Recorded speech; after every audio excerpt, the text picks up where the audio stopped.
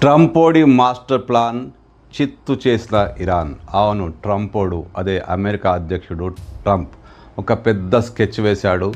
Asia దేశాల మధ్య అదే గల్ఫ్ దేశాల మధ్య చిచ్చు రేపేందుకు ప్లాన్ చేశాడు. కానీ ఇరాన్ ఆ వల్ల చిక్కుకోలేదు. ట్రంప్ జిత్తులను తిప్పుకొట్టింది. అదెలా అంటారా?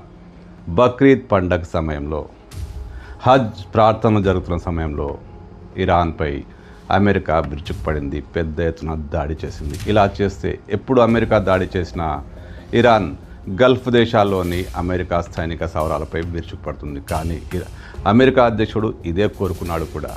పండగ సమయంలో ఇరాన్ అరబ్ దేశాలపై దాడి చేస్తే ఆ దేశాల మధ్య చిచ్చు రేగుతుంది. ఆ దేశాల మధ్య సామరస్యం దెబ్బతింటుంది. అది అమెరికాకు కావాల్సిన అంశమే. ఇదే ప్లాన్తో పండగ వేళ ఇరాన్పై అమెరికా దాడి చేసింది. కానీ ఇరాన్ ఏం చేసింది? గల్ఫ్ దేశాల జోలికి పోలేదు. ఆ దేశాల సైనిక స్థావరాల నుంచి విమానాలు ఎగిరొచ్చి ఇరాన్పై దాడి చేసినట్లు వార్తలు వస్తున్నాయి. కన్ఫామ్గా ఏది లేదు. అయినా ఇరాన్ అటువైపు చూడలేదు. అమెరికా ఆయుధాలపై దాడి చేసింది. అమెరికా వైమానిక కేంద్రాలపై దాడి చేసింది. అమెరికాకు సంబంధించిన ఆ వార్షిప్లపై దాడి చేసింది. కానీ గల్ఫ్ దేశాల వైపు వెళ్ళలేదు. అంటే ట్రంపోడు వేసిన మాస్టర్ ప్లాన్ను ఇరాన్ చిత్తు చేసింది.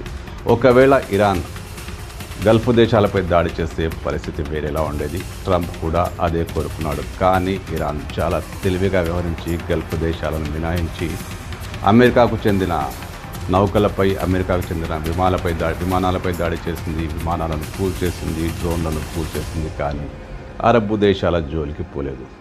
ట్రంపోడి ప్లాన్ ఇక్కడ దారుణంగా విఫలమైంది. ఇరాన్ చాలా చాకచక్యంగా వ్యవహరించిందని చెప్పొచ్చు.